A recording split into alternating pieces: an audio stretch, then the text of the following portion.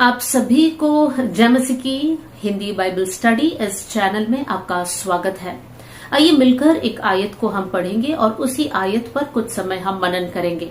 आज हम पढ़ेंगे नीति वचन अध्याय 14 आयत 4, प्रोवर्ब्स चैप्टर 14 वर्स 4। यहाँ पर हम इस प्रकार पढ़ते हैं, जहाँ बैल नहीं वहाँ गौशाला स्वच्छ तो रहती है, परंतु बैल के बल से अनाज की बढ़ती होती है। एक और बार उस आयत को रिपीट करना चाहती हूँ, जहाँ बैल नहीं है वहाँ गौशाला स्वच्छ तो रहती है, परंतु बैल के बल से अनाज की बढ़ती होती है। इस आयत का क्या मतलब है? इस आयत को समझना है तो हम इसको इस प्रकार सीखेंगे कि मान लो दो परिवार है, एक परिवार में बैल नहीं है और दूसरा परिवार में बैल है। तो जिस परिवार में बैल नहीं है वहां पर गौशाला बहुत साफ है, वहां पर लोगों को ज्यादा मेहनत नहीं करना है, संघर्ष नहीं करना है, उनके लिए आराम का एक जीवन है। लेकिन जहां पर जिस घर में बैल है वहां पर बहुत सारा काम होता है, लोगों को बहुत ज्यादा मेहनत करना पड़ता है, क्योंकि बैल को खाना देना पड़ता है तो उस खाने की तैयारी करना है, उसके पीछे मेहनत करना है। दूसरी बात, जब खाना देते हैं बैल वहां पर होता है तो उस जगह में, उस गौशाले में बहुत गंदगी होती है तो उसकी सफाई करना पड़ता है। तीसरी बात, अगर बैल बीमार हुआ या कोई भी प्रॉब्लम हो गया तो वहां पर इलाज की जरूरत है। तो यहाँ पर हम देख सकते हैं दो परिवार, एक में बैल नहीं है और एक में बैल है। जिसमें बैल नहीं है वहां पर काम बहुत कम है, लोग आराम कर रहे हैं। लेकिन जहां पर बैल है वहां पर बहुत ज्यादा काम है, लोगों को बहुत ज्यादा मेहनत करना पड़ता है। अब इस आयत से हम क्या सीख रहे हैं? इस आयत का दूसरा भाग को अब हमें देखना है। इस आयत का दूसरा भाग हमें इस प्रकार बताती है कि जहां पर बैल का बल है वहां पर अनाज की बढ़ती होती है। देखिए, पुराने समय में जब लोग खेती करते थे, फार्मिंग करते थे, तो बैल बहुत जरूरी होता था। जिनके पास बैल है उनका काम बहुत आसान होता था, क्योंकि खेती के हर एक काम में बैल का काम होता था। जैसा बीज बोने से पहले जो खेत या मिट्टी को तोड़ना पड़ता था तो उसमें बैल काम आता था। फिर बीज बोने के बाद भी जब फसल उग कर आता था, कटनी के समय पर बैल की जरूरत होती थी। और उसके बाद जब एक जगह से दूसरे जगह ट्रांसपोर्टेशन या परिवहन करना होता था तब भी बैल की जरूरत होता था। तो जिस परिवार में बैल है उस परिवार में सारा काम अच्छे से होता था, जल्दी होता था, जिसके कारण अनाज की बढ़ती होती थी। मतलब वहां पर बहुत ज्यादा अनाज होता था, या फिर हम बोल सकते थे कि वो परिवार और ज्यादा सफल या और ज्यादा आशीषित होते थे। तो अब हम लोग दोनों परिवार को देखेंगे। एक परिवार में बैल नहीं, बहुत क्लीन है, बहुत स्वच्छ है, कोई संघर्ष नहीं, कोई मेहनत नहीं, लेकिन सफलता नहीं, आशीष नहीं। दूसरा परिवार में बैल है, बहुत ज्यादा मेहनत है, बहुत ज्यादा संघर्ष है, लेकिन उस परिवार में आशीष भी है, अनाज की कोई कमी नहीं है। तो इस आयत से हम क्या सीख सकते हैं? इस आयत से हम यही सीख सकते हैं कि जब हम लोग मेहनत करते हैं, जब हम लोग संघर्ष करते हैं, उसके बाद हमारे जीवन में एक आशीष भी होता है। अगर हम लोग मेहनत नहीं करते हैं तो हमारे लिए लाइफ बहुत आरामदायक होगा, लेकिन आगे जाकर वो लाइफ से हमें कोई भी आशीष नहीं मिलेगा। मैं कुछ उदाहरणों को आपके सामने रखना चाहती हूँ।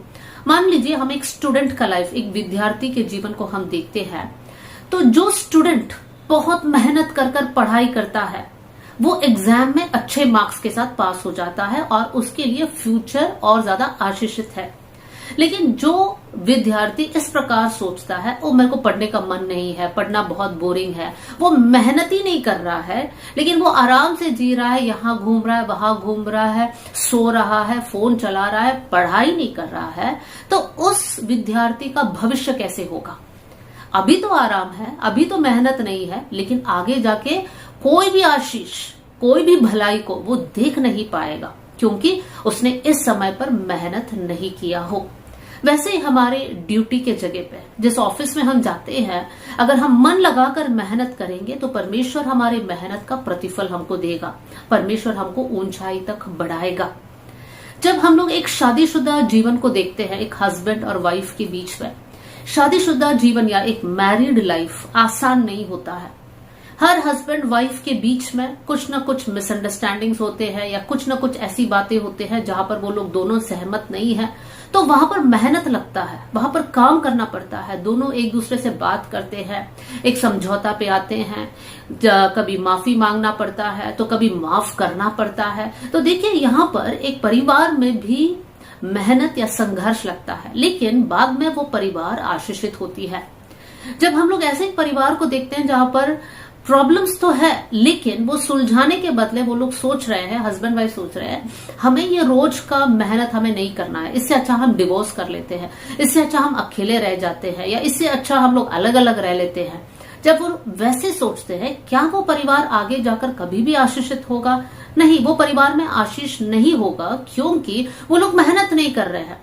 तो आज मैं आपको ये बताना चाहती हूँ, जहां जहां परमेश्वर ने हमें रखा है, आप ऑफिस में होंगे, आप एक स्टूडेंट होंगे, आप एक परिवार में एक पति होंगे, पत्नी होगी, या फिर आप एक बेटा या बेटी होंगे, या कोई भी रिश्ते में आप हो, वहां पर संघर्ष होगा, लेकिन हमें मेहनत करना है, और वहां पर उसके बाद हम लोग अच्छे दिन को देख सकते हैं, आशीषित समय को अनुभव कर सकते हैं।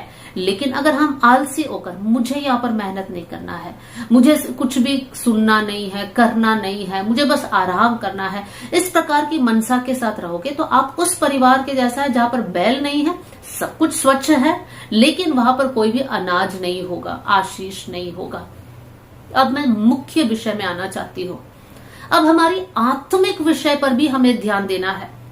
हम लोग दो प्रकार के विश्वासियों को देख सकते हैं। एक प्रकार के विश्वासी जो बहुत ही कूल है, कूल मतलब ना उनको मेहनत करना है, ना वचन पढ़ने का मन है, ना प्रार्थना करने का मन है, बस वो लोग बोलते हैं हम विश्वासी हैं, लेकिन कुछ भी वो लोग नहीं करते हैं जिससे वो लोग प्रभु में बढ़ पाएंगे। लेकिन दूसरी तरफ दूसरे प्रकार के लोग इस प्रकार है, जो हर दिन सुबह उठकर प्रार्थना करते हैं, नियमित तौर से बाइबल पढ़ते हैं, आराधना करते हैं, समय निकालकर संगति करते हैं, उपवास करते हैं, हर प्रकार के मेहनत को वो लोग करते हैं ताकि वो लोग प्रभु में आगे बढ़े। अब इन दोनों के जीवन को जब हम देखते हैं, एक विश्वासी जो प्रार्थना नहीं करता और दूसरा विश्वासी जो प्रार्थना करता है, एक जो पवित्र जीवन नहीं जीता है और दूसरा जो पवित्र जीवन जीता है, तो जब हम लोग इस प्रकार देखेंगे, एक व्यक्ति जो कुछ भी नहीं करता लेकिन एक व्यक्ति जो सब कुछ करता है, किसका जीवन आशीषित होगा, किसकी प्रार्थनाएं सुनी जाएगी, किसका लाइफ और ज्यादा प्रभावशाली होगा, कौन दूसरों के लिए एक आशीष बन सकता है?